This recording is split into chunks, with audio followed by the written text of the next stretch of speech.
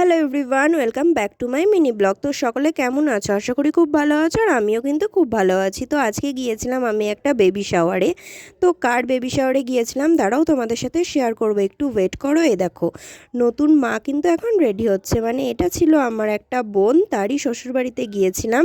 তো প্রথমেই কিন্তু এখানে আমি আর আমার ঠাকুমা ভিডিও করছিলাম। তো ঠাম্মাকে বললাম যে একটুখানি ক্যামেরার দিকে তাকাতে।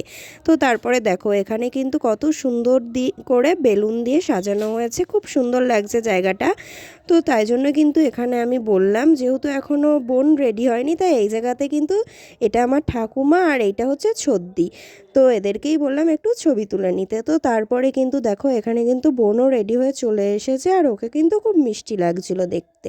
তো তোমরা কমেন্ট করে জানিও ওকে কেমন লাগছিল।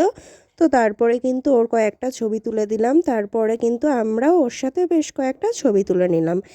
দেখো একে একে কিন্তু আমার মা, আমি, ঠাকুমা, ছদ্দি, তারপরে কিন্তু ওর মা মানে বড় মা, সকলে মিলে ছবি তুললাম। আর তারপরে কিন্তু আমরা সকলে মিলে নিচে চলে আসলাম। আর আমরা কিন্তু অলরেডি এখানে দেখো আমরা গিয়েছিলাম আমার মা, ঠাকুমা, ছদ্দি সকলে মিলে। আর তারপরে দেখো এখানে ছদ্দি হাইও করে দিল। আর তারপরে কিন্তু আমরা সকলে মিলে খাওয়া দাওয়া করে নিলাম।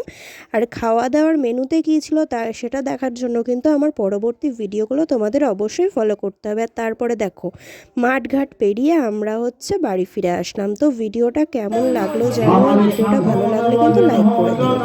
আর এদিকে আমাদের বাসন্তী মন্দিরে হচ্ছিল অষ্টম প্রহর। তো অষ্টম প্রহরটা আজ থেকেই শুরু হয়েছে। ভিডিওটা কেমন লাগলো জানিও, ভালো লাগলে চ্যানেলটাকে সাবস্ক্রাইব করো।